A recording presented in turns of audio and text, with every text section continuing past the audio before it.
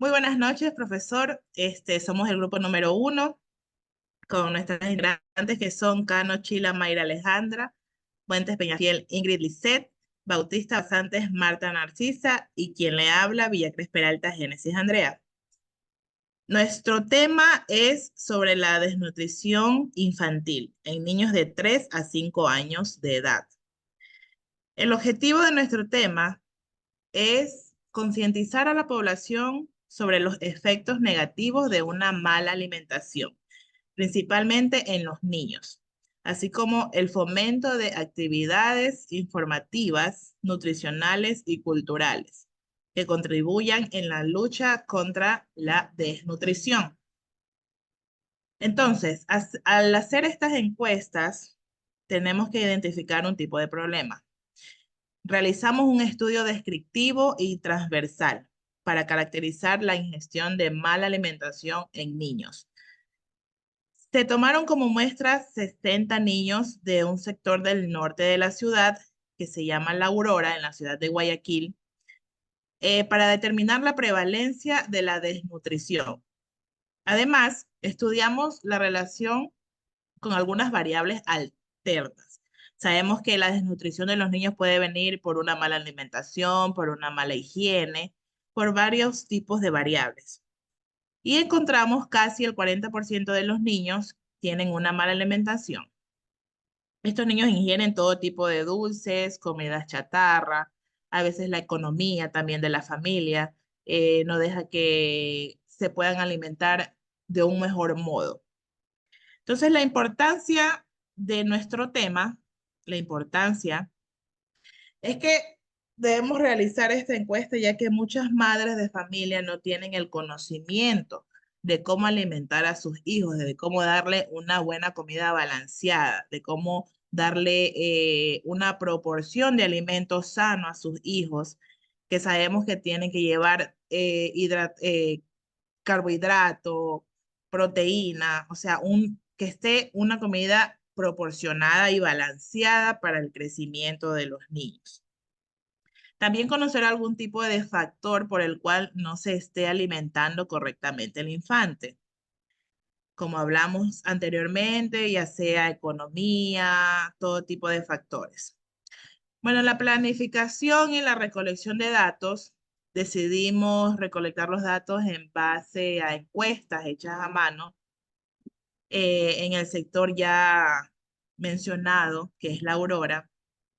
Entonces, fuimos a este sector, cada una de mis compañeras cogimos una cuadra de este sector para poder realizar las encuestas.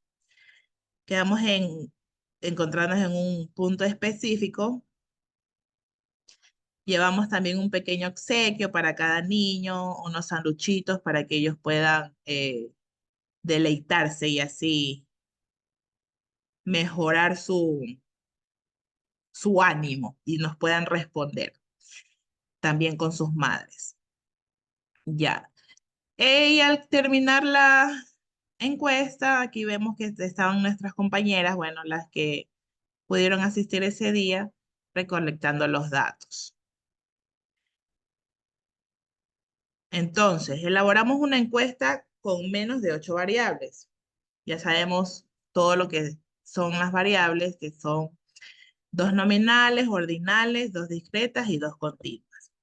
En nuestras encuestas se encontraban 2 preguntas nominales, que es cuál es su género, femenino o masculino, tiene conocimiento sobre la desnutrición infantil, sí o no, las ordinales, que es si se fija en las etiquetas de valores. Las etiquetas de valores son el semáforo que viene en cada producto, a lo que uno va a un comisariato o a un Megamaxi, que puede ser alto en azúcar, bajo en sal, medio. Entonces, esto pusimos frecuentemente, ocasionalmente, rara vez o nunca. Otra pregunta fue, ¿con qué frecuencia usted desparasita a su niño? ¿Una vez por año, 2 veces al año, 3 veces al año? Las discretas, ¿cuál es el peso actual del niño? ¿Qué edad tiene su niño? Ya sabemos que fue la encuesta de niños de 3 a 5 años. Las continuas, que son el número de comida que el niño consume al día. Ya sabemos que por lo general son 5 comidas al día, pero no todos, no todo un hogar va a tener el dinero para poder alimentarse de ese modo. Entonces aquí también encontramos las variables, ya han hecho un cuadro. Estas son las encuestas que podemos realizar en Jamovi. Entonces aquí vamos con la etapa número 3, que vamos con la organización y procesamiento de datos. En esta etapa, que implica la revisión cuidadosa de la información recogida para resumirla y presentarla convenientemente. Entonces, esta es la frecuencia del género sobre el 100%, o sea, sobre las 60 personas que encuestamos. Obviamente a las madres de los niños. Entonces vemos en este cuadro de género que tenemos el 42.4% que eran niños y el 57.6% que eran niñas.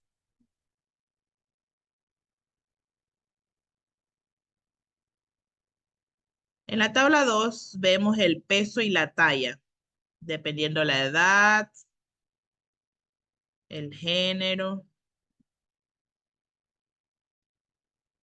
Vemos que el peso oscila entre los 18 kilos. También vemos que en estas encuestas no es que encontramos niños desnutridos, sino que están en su peso normal.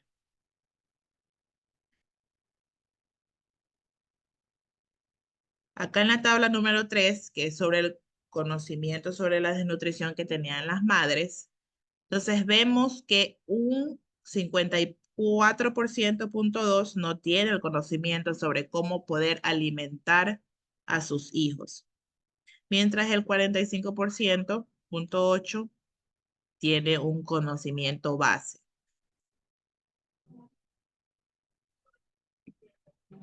Seguimos con la tabla 8 de desparasitación. La frecuencia de desparasitación tenemos de una vez al año con un total de 49.2%, 2 veces al año 37.3% y 3 veces al año 13.6%. La interpretación nos indica que hay un 37.3% de madres que desparasitan a sus niños 2 veces al año. En el peso tenemos la media de 15.4, la mediana de 15 y la moda de 15. En la media, en el peso nos indica que el porcentaje es de 15.40% de niños que no están bajo peso, pero tampoco llegan a un punto de desnutrición. En la mediana, el 15% de los niños encuestados tienen un peso normal para lo que es su edad. Y la moda, las veces que se repiten, que es del 15.0%. En las comidas que consumen, la media tenemos 3.69, la mediana 3 y la moda 3. En la mediana es el promedio de comidas, que es 3.69%. En la mediana, en los niños encuestados, el 3% tienen o consumen 2 comidas al día sobre el total de los 60 que encuestamos. En la moda, las veces que más se repiten es el de 3. En las en la tabla de dispersión, de la medida de dispersión en las comidas, tenemos la desviación estándar de 0.895, de varianza 0.802, recorrido 4, mínimo 1 y máximo 5. En la desviación estándar, la mayoría de los datos se desvían en 0.895 con respecto a la frecuencia de comidas que consumen al día. En el recorrido, su diferencia es de 4. En el mínimo, el consumo es de 1 y en el máximo, el consumo de comidas al día es de 5 en referencia al mínimo, que es de 1. En la desviación estándar, el peso de los datos se desvían en 1.99 con respecto al peso de los niños. En el recorrido, la diferencia entre el peso frecuente es de 7, el mínimo es de 11 y en el peso máximo de los niños es de 18. Yo me quedaba hasta ahí. Le toca a la compañera Ingrid. Mi nombre es Ingrid Muentes y voy a continuar. La tabla número 3 de las medidas de dispersión para la frecuencia de tabla. Tenemos en desviación estándar 8.20, en varianza 67.2, recorrido 28, mínimo 91 y el máximo 119. La interpretación viene siendo desviación estándar, la talla, la mayoría de los datos se desvían al 8.5 con respecto a la talla. Rango de la talla, la diferencia entre la talla de los niños es 28 mínimo. La talla mínima entre los niños es 91. Máximo, la talla entre los encuestados es de 119 sobre el mínimo, que es 91. Las estadísticas inferencial prueban de normalidad a todas las variables cuantitativas de su proyecto de interpretación de la hipótesis. La hipótesis nula, la distribución de la variable de estudio no difiere de la distribución normal. La hipótesis alterna, la distribución de la variable de estudio difiere de la distribución normal. Criterio de decisión, el p-valor 0.5, entonces se rechaza la hipótesis siendo el p-valor 0.05. Entonces no existe suficiente evidencia estadística para el rechazo de la hipótesis. La tabla de normalidad para la talla del niño tenemos en la tabla de Shapiro 0.887 y el PB de Shapiro viene siendo 001. La decisión de la tabla, como el p-valor es menor 0.001, menor de 0.05, entonces se rechaza la hipótesis, es decir, que la talla del niño no sigue un comportamiento normal. En la tabla tenemos Shapiro-Wilk 0.929 y Shapiro p-valor 0.002. La decisión del peso, como el p-valor viene siendo menor 0.002, menor 0.05, entonces se rechaza la hipótesis, es decir, la talla de los niños no siguen el comportamiento normal. La tabla de normalidad para la edad de la madre, en la tabla de Shapiro, 0.974, el p-valor Shapiro, 0.247. Decisión, la edad de la madre como el p-valor menor 0.247, menor, entonces se acepta. La tabla de normalidad para el niño de Shapiro, 0.795, el valor el p-valor Shapiro, 0.01. Decisión, experiencia como el p-valor es menor 0.794. Entonces, se acepta. Continuamos con la tabla 1, es el coeficiente de correlación. Ya, aquí tenemos la talla que nos indica el Shapiro-Wilk 0.887, ya el Kolmogorov también es el 0.241 y el Anderson-Darling es el 2.72. Eso se refiere a la talla. El peso es el Shapiro-Wilk que nos da 0.929 al 0.002. El Kolmogorov nos indica el 0.134, 0.238 y el Anderson-Darling es el 1.2101003. Ya, esta es la decisión que es como el p-valor es menor a 0.01 y el 0.05 es mayor, entonces no existe suficiente evidencia estadística. Por lo tanto, este rechaza al HO ya del peso y la talla que siguen el comportamiento normal. Ahí vemos cómo se representa en la gráfica. Tenemos en la coeficiente de correlación de la tabla 2 que nos indica la edad del niño. el Shapiro-Wilk nos está indicando que 0.794 es menor a 0.01. El Kolmogorov es 0.2329 a 0.003 y el Anderson-Darling es 4.736. Seguimos con la tabla 2, que es el coeficiente de correlación. Ya. Esta nos indica la edad del niño. Shapiro-Wilk nos indica el 0.794, que es menor a 0.01.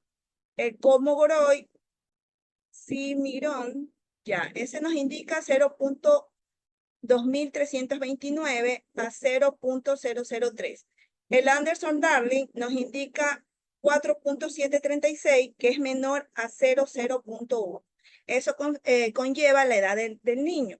Ahora tenemos la edad de la madre, que también nos indica Shapiro-Wilk 0.974 a 0.247. El Kolmogorov nos indica 0.0679 a 0.948 y el Anderson-Darling nos indica 0.392 a 0.368. Ya, esto nos quiere indicar que el valor de 0 es menor a 0.5, que es mayor. Entonces, este rechazaría al HO, que es decir, la edad del niño y la madre, y no consigue esto un comportamiento normal como está indicado en el gráfico.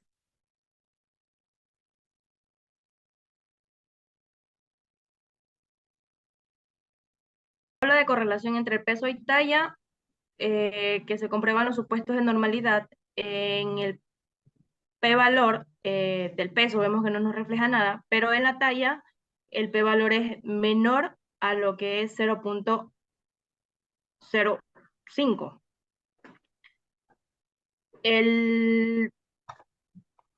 Entonces, como el p-valor es de 0.01, se rechaza, es decir, que las variables de peso y talla están relacionadas linealmente. A medida que aumenta la talla, aumenta el peso, porque aquí tenemos en la gráfica el valor. Vemos que sí hay relación entre la talla y el peso, que es de 0.01. Continúe.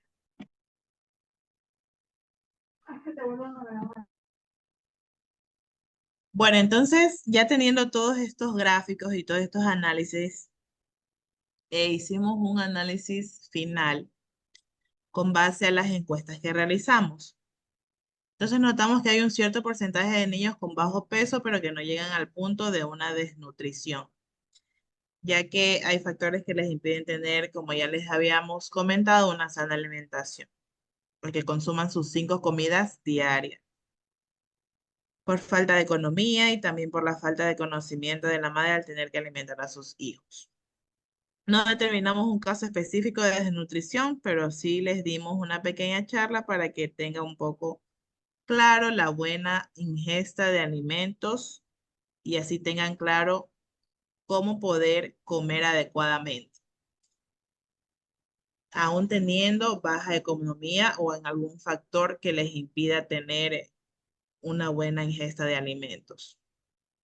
Entonces, en la conclusión sobre la desnutrición infantil, sabemos que la desnutrición infantil es un problema grave que afecta a millones de niños en todo el mundo, incluyendo Ecuador.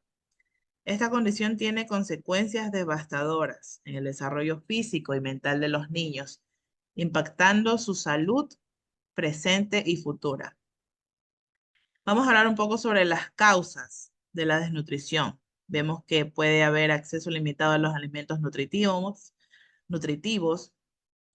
la pobreza, la falta de educación nutricional y la inaccesibilidad a alimentos frescos y variados son factores que contribuyen a la desnutrición. También vemos que las enfermedades, las infecciones recurrentes como la diarrea y el sarampión pueden dificultar la absorción de nutrientes por parte del niño. Falta de agua potable, el saneamiento, la falta de higiene y el acceso a agua limpia aumenta también el riesgo de enfermedades que pueden conducir a la desnutrición. Prácticas de alimentación inadecuadas, la lactancia materna no es exclusiva, la introducción temprana de alimentos no nutritivos y la falta de conocimiento sobre las necesidades nutricionales de los niños. Son factores que también contribuyen a la desnutrición.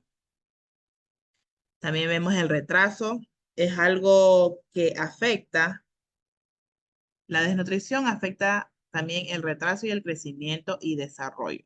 Los niños con desnutrición pueden tener baja estatura y peso por su edad, lo que afecta su desarrollo físico y mental.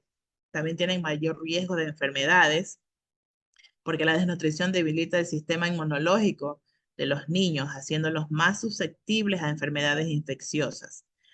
También a la disminución del rendimiento académico. Los niños con desnutrición pueden tener dificultades de aprendizaje y menor rendimiento escolar. Problemas de salud en la edad adulta. La desnutrición infantil aumenta el riesgo de enfermedades crónicas en la edad adulta, ya que no tuvieron su buena alimentación de niños, como la diabetes, la hipertensión y enfermedades del corazón. También es necesario tomar medidas urgentes para combatir la desnutrición infantil, que es como lo que también nosotros hicimos. Una de esas cosas es implementar programas de seguridad alimenticia. Estos programas deben garantizar el acceso a alimentos nutritivos y de calidad por las familias más vulnerables. Sabemos que no todas las familias tienen accesibilidad a nutrientes o a alimentos, ya sea en el lugar que viven, ya sea que sea un pueblo lejano o por la falta de economía en su hogar.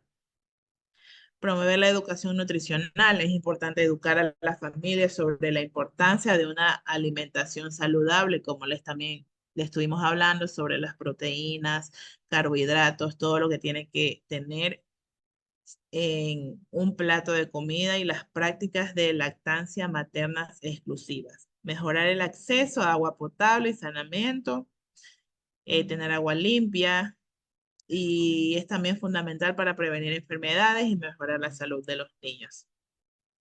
Y fortalecer los sistemas de salud. Fortalecer los sistemas de salud para brindar atención médica oportuna y de calidad a los niños con desnutrición. La lucha contra la desnutrición infantil es una responsabilidad compartida por todos los sectores de la sociedad.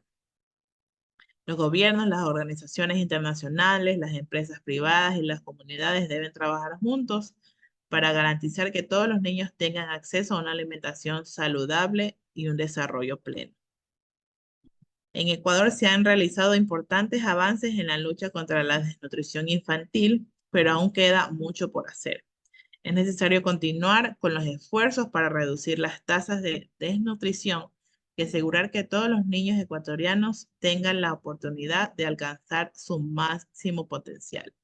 Entonces, por este motivo, fue nuestro trabajo sobre la desnutrición hacer estas encuestas para ver en cierto sector, ver si hay algún porcentaje de niños desnutridos y así concientizar la ingesta de buenos alimentos para que así ellos tengan su masa corporal debido a su peso y talla.